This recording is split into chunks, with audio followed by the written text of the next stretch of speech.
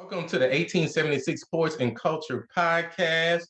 Gati is back on assignment from the SAIC or SIAC and the SWAC tournaments. Mike is out on assignment. So Gati, welcome back. How was your experience? Thank you. Thank you. I'm glad to be back. Well, it was really exciting. I had only really been to the SWAC tournament, playing and attending as a supporter and as an employee. But the SIAC tournament was really live. It just gave me that extra HBCU experience with some schools like Morehouse, Clark Atlanta, Benedict, Savannah State. And they had some really great games. I mean, March Madness is madness. I saw that in both tournaments where there were some upsets. But overall, it was really great to see that HBCU pride permeate through seeing the different bands, support the basketball team, the battles of the cheerleaders, like we talked about, like you guys talked about last week with the flippers. I forget what Mike called them. Flipping artist. Flipping artist, yeah. And I see why he says that, because it's an art. I just see myself envisioning myself do that and flipping into the bleachers, or my body getting stuck in a circle. I don't know. Yeah, exactly. But it was really incredible opportunity. I'm glad I got to go and work with ESPN on this deal. I say, hey, let's put it like this. Tell Tiffany Green you got next. She got to scooch over. Is room at the table for all of the talented ladies to get into sports discussion. So it's a wonderful opportunity for you. Congratulations. You did a great job. Oh, the question is, how many wardrobe changes did you have though? See, I had in my mind, I had a whole plot to build. I can't even tell all my secrets, but let me just say I had like 6 of them, okay? And I didn't get to, I planned to do like 10, but the way the games were going, it was only like 20 minutes in between games, and I had to prep because we did a lot of on-camera work. So it worked out pretty fine. It was really great. We had a majority women media crew. So that was really fun. I had never really experienced that. And then you mentioned Tiffany Green. She did the championship game on ESPNU, and I got a chance to talk to her, and she had heard the game, and she was giving me some really great feedback and just some opportunities that opened up that she told me about, which was really great. And then yesterday at the SWAC championship, I had a chance to talk to Angel Gray, who was on NBA TV and NFL TV, and she had heard some of the games, so she gave me some really great feedback. And it's really good to know who you are and what your gift is, but then to hear women who have been in this game for a long time give you your props, that felt really good. Yeah, that's awesome. Yeah, those events are awesome because it's really putting HBCU and SWAC culture on full display, and that's what we're all about here at 1876. We're doing it for the culture, so that is awesome. Let's get into the show. Again, Shanetta is on assignment, so they didn't let your boy here to drive the show. So let's see how this goes. What's up first, Joe? What's up first? The elephant in the room. Our beloved President Simmons resigned. Oh man. Cue the horns. That hurts. She left an awesome legacy behind. Will leave an awesome legacy behind. Let's talk about that. How much money has she bought? Money and notoriety has she bought to Prairie View A&M University? I don't know. Can we really even put a dollar amount to the notoriety and the elevation that she's brought to the university? But we know that the biggest of her tenure has been the $50 million donation from Mackenzie Scott through her relationship with Toni Morrison and Princeton University. Countless other $1 million donations for the Ruth J. Simmons Center for I get that wrong. Social action and justice. Social justice. I gotta get that right. I gotta get that right. I'm sorry, I gotta get that right. But you just look at, man, a young lady out of Brakeland, Texas, right? Young as 12 kids, to leave a country town in Texas and go on to lead a legacy that she's had, not just at Prairie View, but at Brown, at Smith College, raised over $1 billion for Brown. I mean, we were hoping that she was going to do the same for us. But it's a very heartfelt day to say goodbye, you know, and I'm glad she's going to stick around until we find someone, but it still kind of stings a little bit to see someone of that stature leave us. We knew the day was coming.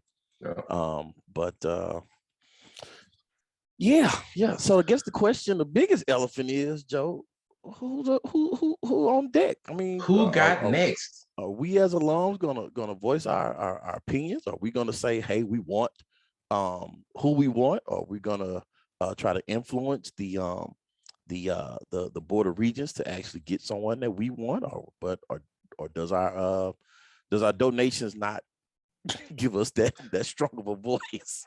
Yeah. So let's take a step back. So, you know, we kind of knew once she got that R2 Carnegie classification, we knew that was her major focus. And once she got that done, we saw the writing on the wall that she was going to be laying it down pretty soon and walking away. Let's recall when President Wright resigned, President Simmons was only supposed to be there for a year at most. We got lucky that she stayed for 5 years. So we were very fortunate. My question is, have the powers that be been thinking about a replacement? And if they haven't, us as PV alum, we have been thinking about potential replacements and potential PV alum replacements. So who you think, what potential replacements out there who are PV alum who have the credentials to step into this role?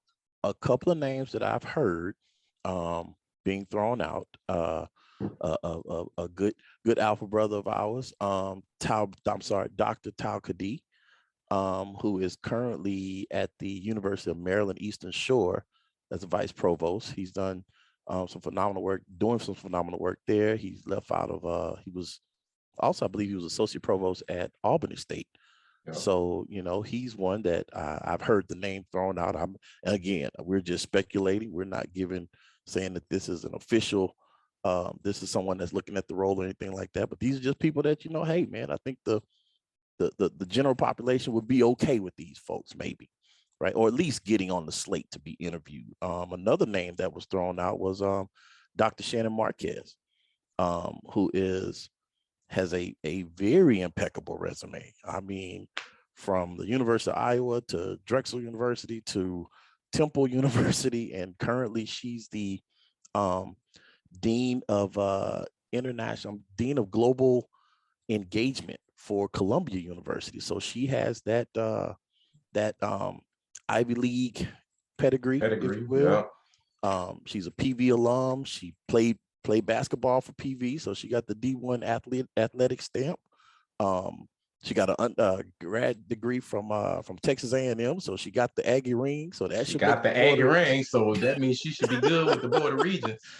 And I think she's, you know, throughout her tenure, I think she's raised well over $50 million in research dollars and scholarship dollars. So she knows how to raise money. So, you know, it's hard not to see someone like that actually make the slate.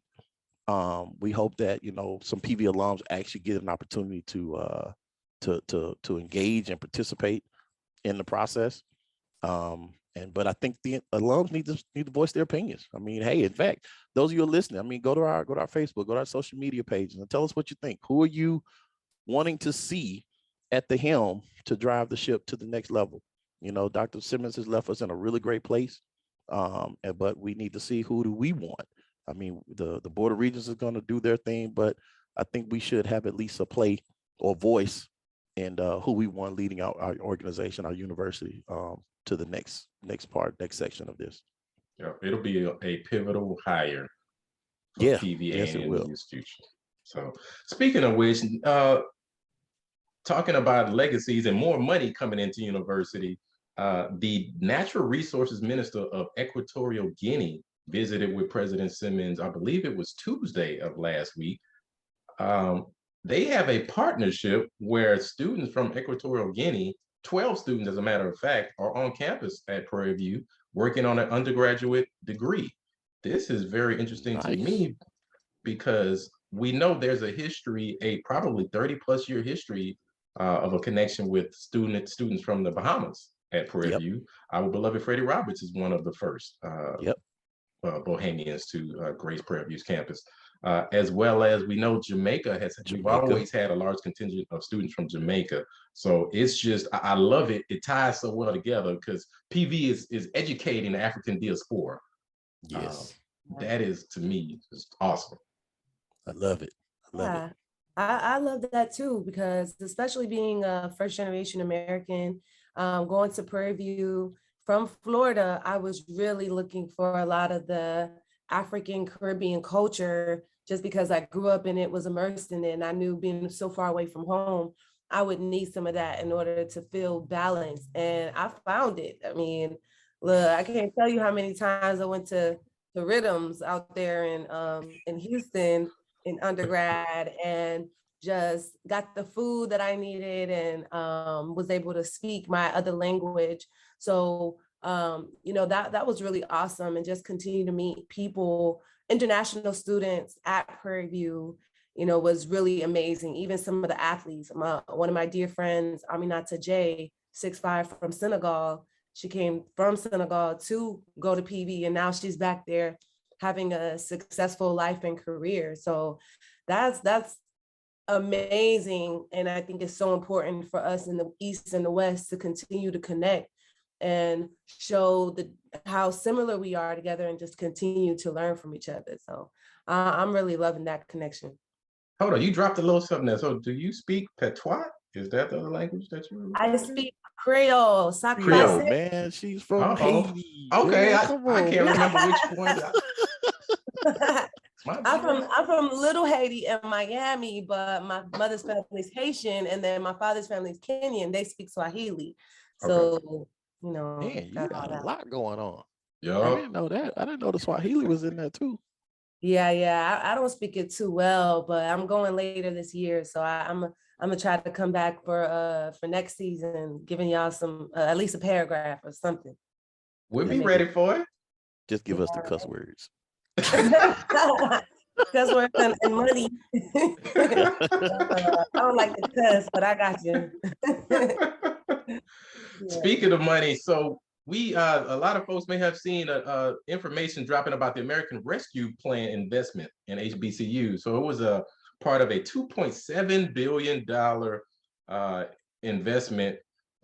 650 million of that went directly to the SWAC.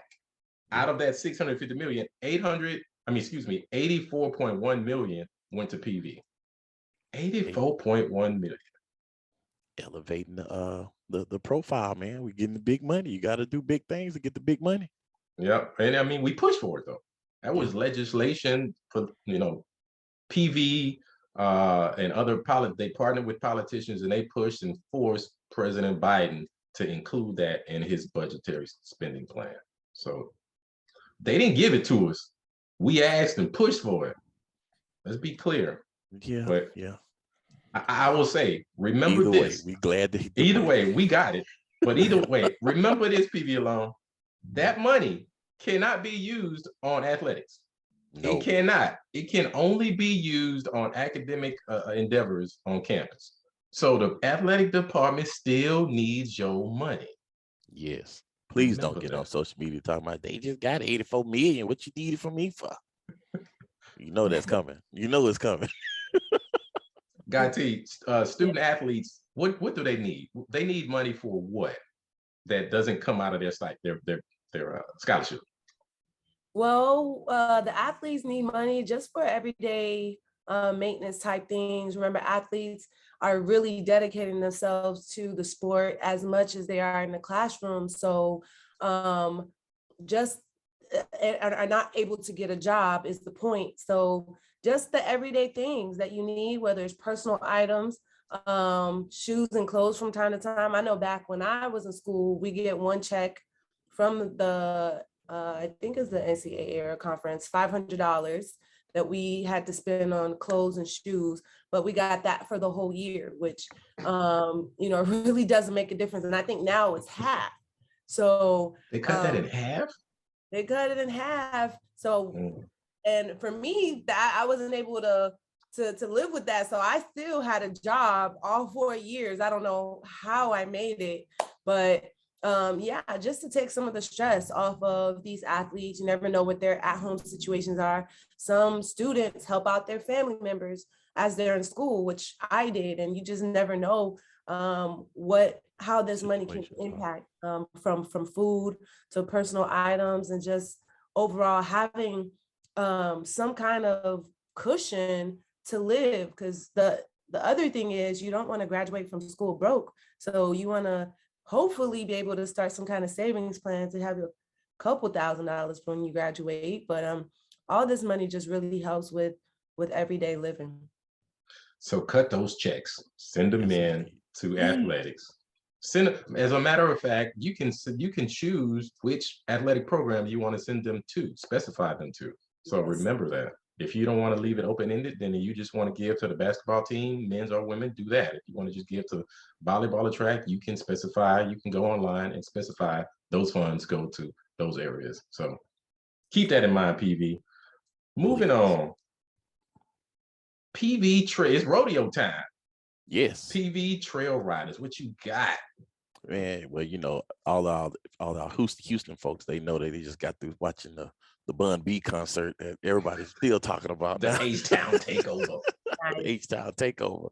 But no, man, the Houston Trail Riding Association, celebrating their 65th year.